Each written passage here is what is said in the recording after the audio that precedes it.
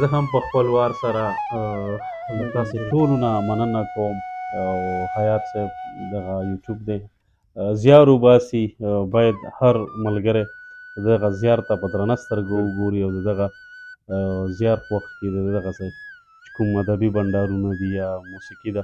دا خوښېږي ځکه چې پښتانه د خپل وخت نه استفادې سره داسې یو څه کوي چې څه ګټه پرې واخلي نو الله دې وکړي چې د دغه چینل کامیاب شي او خلکو ته ورسیږي زه یو څو شعرونه وایم د غزل نه مخکې دا شعر دی حیات ته ډالۍ وي د یو مطلب ده چې څومره لاشونه به پراته وي د انسان دننه څومره لاشونه به پراته وي د انسان دننه هر چا وژلی دی په زړه کې ورمان دننه څومره لاشونه به پراته وي د انسان دننه هر چا وژلی دی په زړه کې یو ارمان دننه او لاله یو غزل تازه غزل دی تا نه دی اورېدلی چې دنیا سیلاب وړي که احسان راکوي دنیا سیلاب وړي که احسان راکوي خوب کې چترۍ څوک د باران راکوي دنیا سیلاب وړي که احسان راکوي خوب کې چترۍ څوک د باران راکوي او اوس په اخبار هم مصرف نه کومه غور طلب شعر دی چې اوس په اخبار هم مصرف نه کومه د وطن حال دکانداران راکوي اوس په اخبار هم مصرف نه کومه د وطن حال دکانداران راکوي او شعر په ګلاله غور طلب شعر دی چې سبا په ما باندې قبضه ونه کړي سبا په ما باندې قبضه ونه کړي یو کرایدار راته مکان راکوي سبا په ما باندې قبضه ونه کړي یو کرایدار راته مکان راکوي او د بچو رزق هم په دوی باندې خورم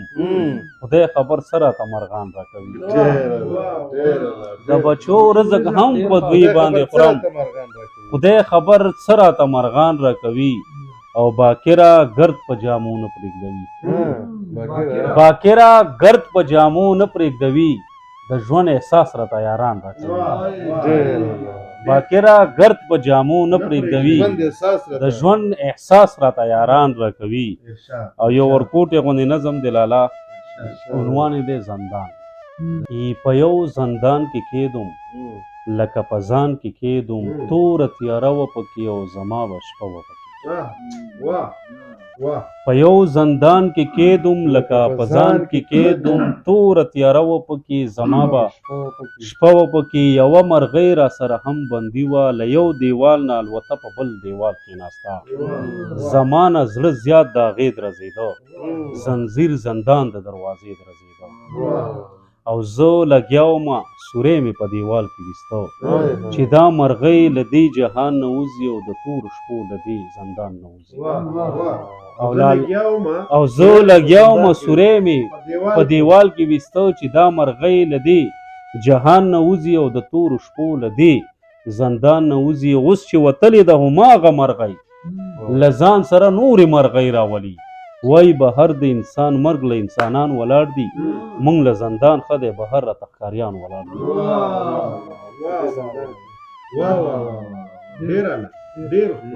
مننه آباد اوسئ یو وایي چې د محبت د آخري حد په حصار کې یمه